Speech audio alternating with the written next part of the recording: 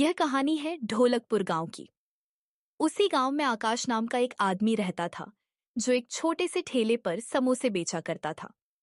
उसके समोसे और लाल वाली चटनी बहुत स्वादिष्ट लगती थी। आकाश भगवान शिव का बहुत बड़ा भक्त था और रोज मंदिर जाकर पूजा करता था। वह अपने ठेले पर गरीबों को मुफ्त में भी समोसे खिलाया करता था। आकाश दिल का बहुत ही अच्छा इंसान था। आकाश के ठेले के सामने ही सूरज नाम के आदमी की एक छोटी सी समोसे की दुकान थी। सूरज बहुत ही घमंडी था। आइए, आइए, सूरज के हाथों के गर्मा गर्म समोसे खाइए।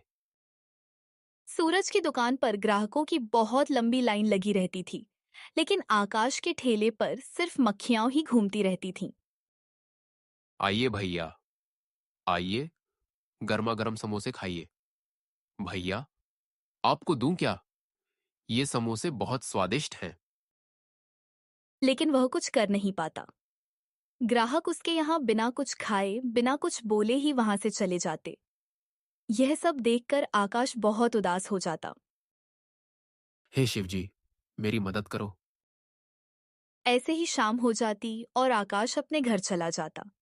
घर में उसकी पत्नी सीमा थी। आज भी कुछ कमाई नहीं हुई ना?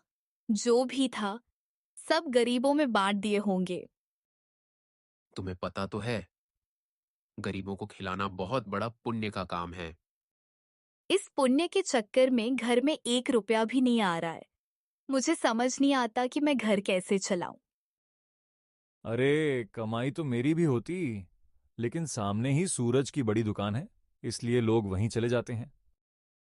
इसलिए मैं तुमसे कहती हूँ, तुम सरपंच जी के यहाँ काम कर लो। कम से कम घर का खर्च तो निकल जाएगा। देखो, मेरे पिताजी और दादाजी दोनों ही समोसे का ठेला लगाया करते थे और लोगों का पेट भरते थे। लेकिन मैं भी समझता हूं, अगर काम ऐसे ही चलता रहा तो मुझे ठेला बंद करके कोई दूसरा काम ढूंढना पड़ेगा। जब से मेरी शादी हुई है, तब से मैं यही सुनती आ रही हूँ। तुम देखना सीमा, एक दिन भगवान हमारी जरूर सुनेंगे और हमारे भी अच्छे दिन आएंगे। तुम बस झूठी उम्मीदों में जीते रहो। कुछ नहीं होने वाला। मैं कल ही अपने मायके चली जाऊंगी। यह बातें सुनकर आकाश पूरी तरह टूट गया। हे भगवान, ये सब आप देख रहे हो ना, मेरी मदद करो। अगले ही दिन उसकी पत्नी घर छोड़कर मायके चली गई। आकाश बस दुखी होकर उसे जाते हुए देखता रह गया। सुबह सुबह वह गांव की किराने की दुकान पर पहुंचा। कालू भाई, जरा मुझे बढ़िया वाली मैदा और आलू दे दीजिए। अरे आकाश, मैदा और आलू के दाम तो आसमान छू रहे हैं।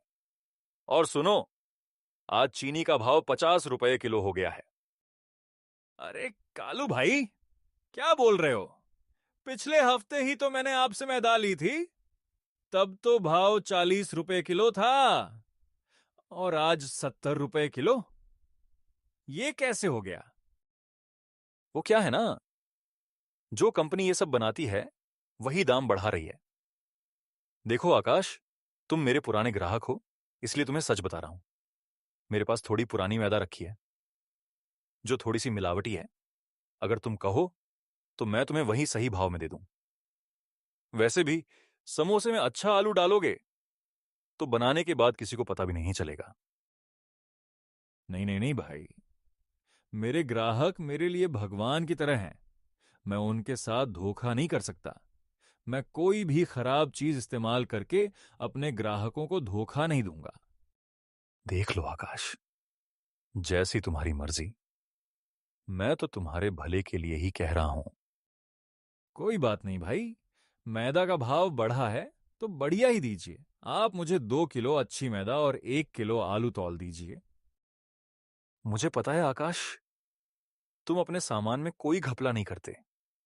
मैं जानता था कि तुम मिलावटी मैदा का इस्तेमाल नहीं करोगे, लेकिन भाई, अगर थोड़ा मुनाफा नहीं करोगे तो घर कैसे चलाओगे? तभी उसकी दुकान पर पड़ोस का दुकानदार सूरज आ जाता है। कालू भैया, मैदा और आलू का क्या भाव है? अरे सूरज भैया, आज मैदा का भाव 70 रुपए किलो है। अरे कालू भैया, हमें बढ़िया वाली मैदा नहीं चाहिए। आपके पास वो मिलावटी मैदा है ना, जो पिछली बार दी थी, वही दे दीजिए। हाँ हाँ, वो भी है। हे महादेव, ये कैसी दुनिया बनाई है आपने? यहाँ जो गलत काम कर रहा है, उसी के पास लक्ष्मी जा रही है, और जो सही काम कर रहा है, वही गरीब रह जा रहा है।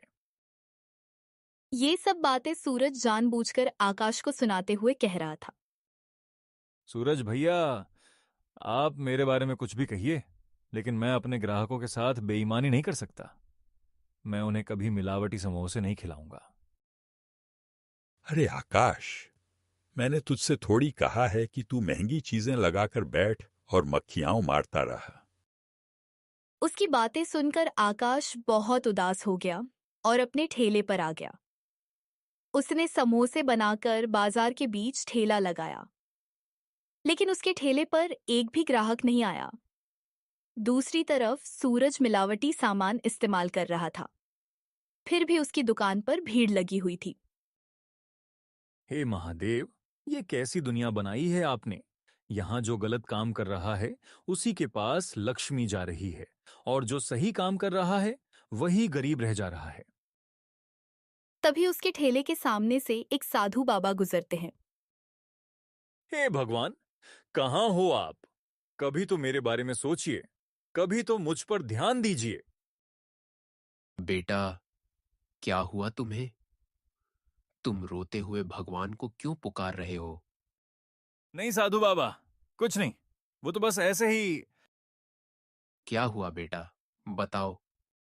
इतना सब अच्छा करने के बाद भी मेरी किस्मत इतनी खराब कैसे हो सकती है?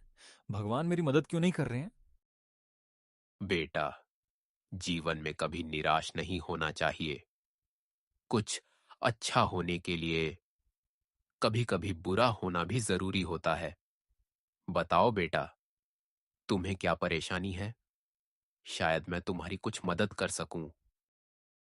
साधु बाबा, अगर आप मेरी परेशानी दूर कर सकते हैं तो मैं आपको सब कुछ बता देता हूं। आकाश ने साधु बाबा को सब कुछ बता दिया कि कैसे उसकी पत्नी उसे छोड़कर चली गई, और सूरज ने किराने की दुकान पर उसे क्या-क्या सुनाया। बेटा, जीवन में कठिनाइयां तो आती ही रहती हैं, लेकिन हमें उनका डटकर सामना करना चाहिए। साधु बाबा, मेरी ये परेशानी कैसे खत्म होगी? बेटा, मान लो कि मुझे भगवान ने ही भेजा है। तुम्हारी समस्या का हल इस नमक की डिब्बी में है। इसका मैं क्या करूं? नमक तो मेरे घर में भी बहुत है।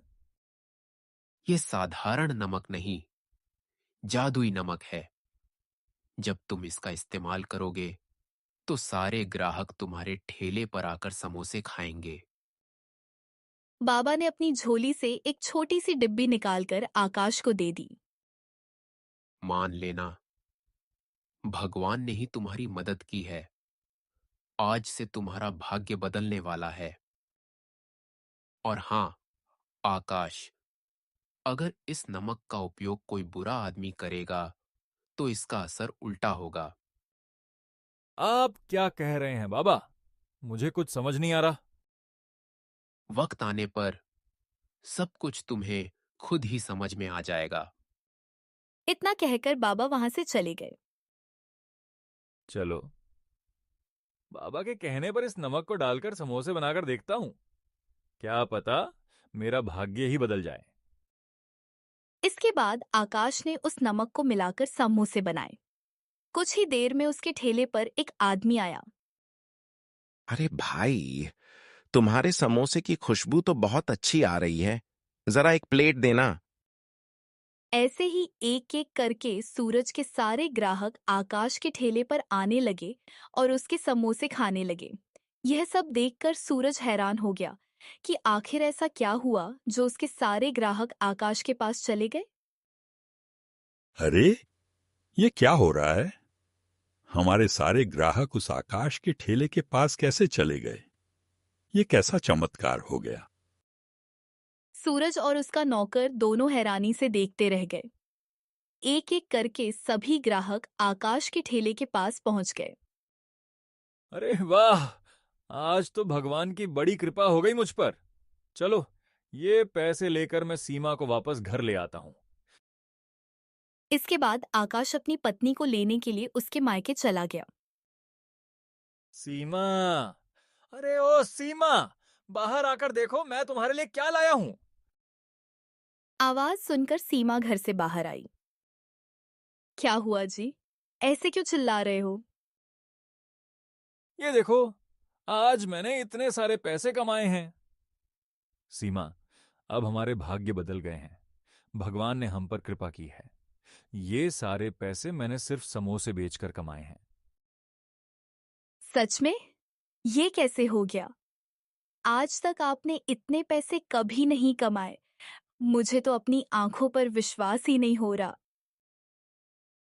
अरे, कहते हैं ना, भगवान जब भी देता है छप्पर फाड़ कर देता है। लेकिन ये हुआ कैसे?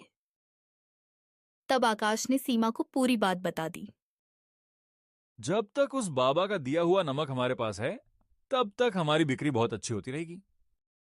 चलो, भगवान ने आखिर तुम पर कृपा तो की। इसके बाद सीमा उसके साथ घर वापस आ गई। अगले दिन जब आकाश ने ठेला लगाया तो उसका ठेला ग्राहकों की भीड़ से भर गया। भाई, कल तुम्हारे समोसे खाकर तो मजा ही आ गया।